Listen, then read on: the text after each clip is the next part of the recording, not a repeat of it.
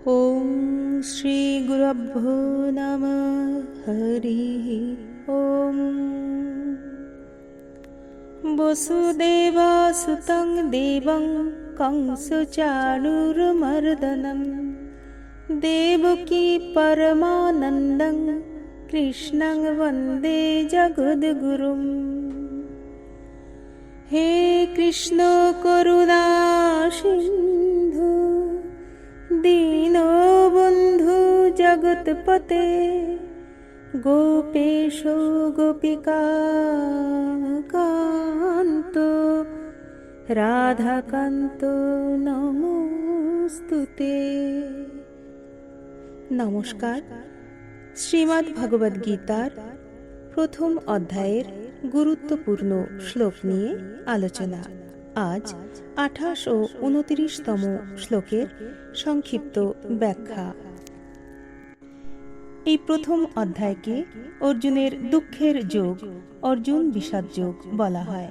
বিষাদ হল দুঃখ, সেটি যোগও বটে, কারণ সেই বিষাদ থেকেই ঘটতে থাকে তার মহান পরিণতি। 21 ও 22তম শ্লোকে আমরা দেখেছি অর্জুন বলছেন যে শ্রী ভগবানকে অনুরোধ করছেন, দুই সৈন্যবাহিনীর মধ্যস্থলে আমার রথ স্থাপন করুন, যাতে আমি দেখতে পাই কারা কারা যুদ্ধার্থে এখানে উপস্থিত হয়েছে। যুদ্ধের প্রাককালে আমি জানতে চাই কার সঙ্গে আমাকে যুদ্ধ করতে হবে। 26তম শ্লোকে দেখছি সঞ্জয়ের মাধ্যমে আমরা জানতে পারি, সেখানে অর্জুন তার সামনে উভয় সেনাদলের মধ্যে দেখলেন আপন আত্মীয় স্বজন, পিতামহগণ, শ্বশুরগণ, পিতৃব্যগণ, ভ্রাতাগণ, নিজের ও তাদের পুত্রগণ ও পৌত্রগণ এবং বন্ধুগণ, আচার্যগণ এবং অন্য সুহৃদ বর্গও রয়েছেন। সমগ্র যুদ্ধ পরিস্থিতির মধ্যে এটি ছিল খুবই সংকট সংকুল মুহূর্ত। এটি ছিল একই পরিবারের মধ্যে যুদ্ধ, কৌরবগণ একদিকে আর পাণ্ডবগণ অন্যদিকে। তাদের সকল সুহৃদবর্গ হাতে হাত মিলিয়েছিল। অর্জুনের আপন আচার্যগণও সেখানে উপস্থিত ছিলেন। এবার অর্জুনকে এক অত্যন্ত বিষাদপূর্ণ পরিস্থিতির সামনাসামনি হতে হলো। অর্জুন সেই মহা দুঃখ প্রকাশ করছেন 28 ও 29তম শ্লোকে।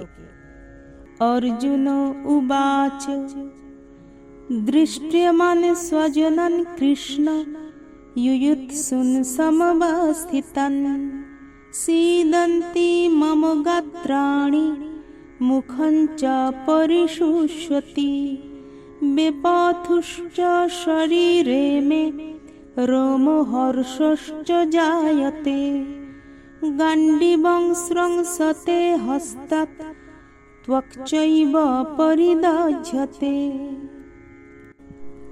অর্জুন বললেন, হে কৃষ্ণ, যুদ্ধের জন্য সমবেত আমার এই সব স্বজনবর্গকে দেখে আমার অঙ্গসমূহ অবশ হয়ে যাচ্ছে, মুখ শুকিয়ে যাচ্ছে, সারা শরীর কম্পমান হচ্ছে, আমার রোম খাড়া হয়ে যাচ্ছে, আমার গান্ডীব ধনু হাত থেকে খসে পড়ছে, আমার গাত্রদাহ হচ্ছে। অর্জুন এক সংকটময় পরিস্থিতিতে পড়েছেন। তার স্নায়ুমণ্ডলী খুব চঞ্চল হয়ে উঠেছে। ধৃতরাষ্ট্র প্রথমে বলেছিলেন সমবেতা ইয়ুৎসবঃ, এবং অর্জুনও এখানে বললেন ইয়ুৎসুং সমুপস্থিতম। কিন্তু দুজনের দৃষ্টিতে অনেক পার্থক্য আছে। ধৃতরাষ্ট্রের চোখে দুর্যোধন আদি তার পুত্র এবং যুধিষ্ঠির আদি পাণ্ডুর পুত্র, এরূপ বিভেদ ছিল। এই বিভেদের জন্যই ধৃতরাষ্ট্র সেই স্থানে মামকা এবং পাণ্ডবা বলেছেন। কিন্তু অর্জুনের চোখে সেই বিভেদ ছিল না, তাই অর্জুন এখানে স্বজনাম বলেছেন, যাতে দুই পক্ষের লোকেদেরই বোঝায়। এর অর্থ হলো এই যে ধৃতরাষ্ট্রের মনে যুদ্ধে নিজের পুত্রদের নিহত হবার আশঙ্কা ছিল, শোক ছিল, কিন্তু অর্জুনের দুই পক্ষের আত্মীয়গণেরই বধ হবার আশঙ্কায় শোক ছিল। দুই পক্ষের যে কেউ হত হোক না কেন, তিনি তো আমারই আত্মীয়। দৃষ্ট্যমং স্বজনম, এই পদের অর্থ হল দুর্যোধনের দৃষ্টি একই প্রকারের ছিল, অর্থাৎ দুর্যোধনের কেবল যুদ্ধের মনোভাবই ছিল, কিন্তু অর্জুনের দেখা দু প্রকারের ছিল। প্রথমে অর্জুন ধৃতরাষ্ট্রের পুত্রগণকে দেখে বীরত্বে ঝলসে উঠে যুদ্ধের জন্য ধনুক হাতে নিয়ে দণ্ডায়মান হয়েছিলেন, আর এখন আত্মীয় স্বজনদের দেখে মোহাবিষ্ট হয়ে যুদ্ধ থেকে বিরত হয়েছিলেন। তার হাত থেকে ধনুক পড়ে যাচ্ছিল।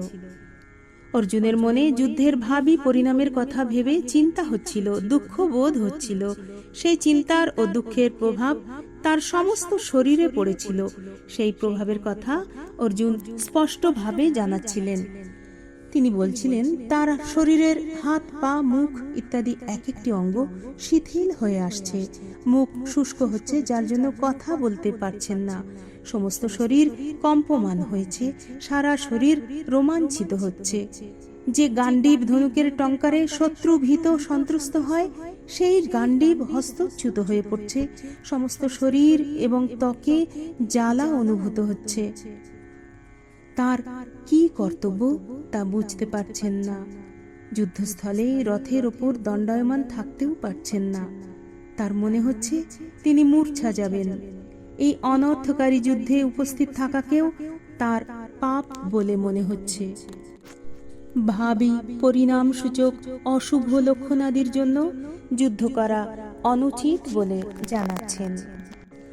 ওম শান্তি শান্তি শান্তি। হরি ওম তৎসৎ। শ্রী শ্রীকৃষ্ণার্পণমস্তু।